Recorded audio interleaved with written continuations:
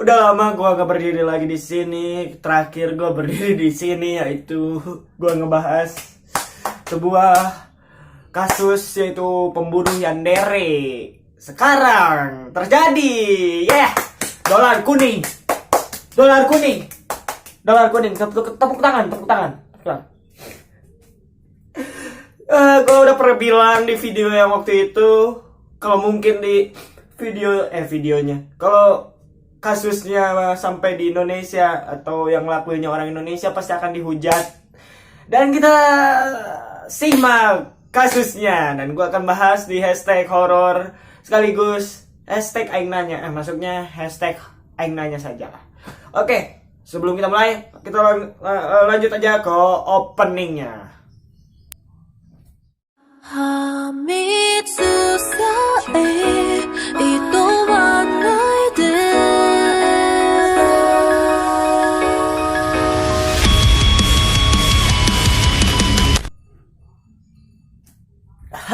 Oke.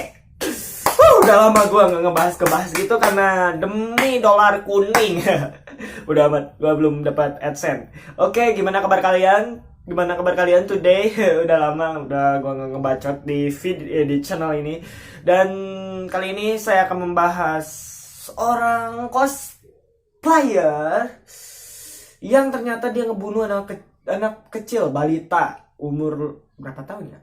Balita pokoknya, ngebunuh di sawah. Itu lokasinya di Jakpus, Jakarta Pusat, dan itu yang ngebunuh 15 tahun. Edan, cuy. Yang gue bingungin, kalau di usia 15 tahun, kalau alasan dia ngebunuh karena dia itu hanya nonton film, dan gue cari-cari info lagi, ternyata dia depresi. Gak mungkin guys. Gak mungkinnya gini. Logikanya gini cuy. Umur 15 tahun.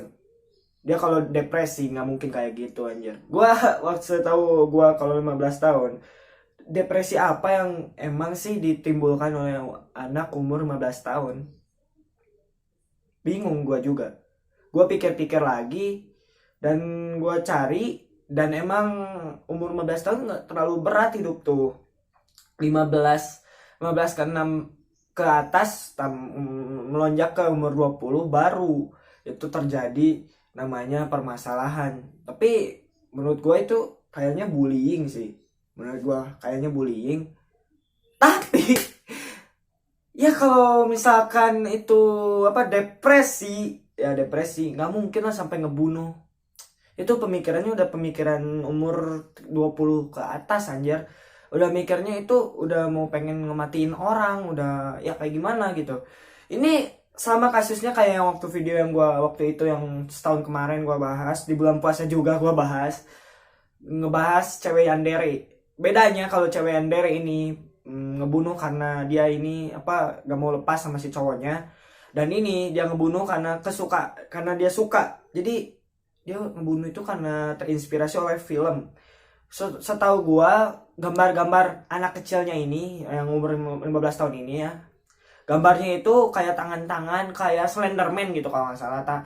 Polisi juga memeriksa coretan tangan si anak kecil ini, dan boom gitu, di luar dugaan gambarannya itu ya Slenderman gitu ya. Slenderman itu kayak gini nih, kayak gitulah. Dan bodohnya lagi, dia itu mencari ketenaran dengan dia berpura-pura menjadi cosplay. Jadi dia seolah-olah dia menjadi cosplayer. Jadi seolah-olah cosplayer itu citranya buruk gitu guys. Jadi seolah-olah cosplayer itu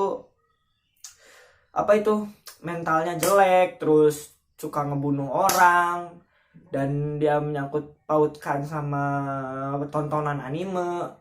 Kan udah gua bilang waktu di video kemarin, yang waktu itu yang hashtag aing nanya kemarin, anime itu bukan buat anak kecil, karena di anime itu ada standar usia 18 tahun ke atas, usia 13 tahun ke atas, ada cuy.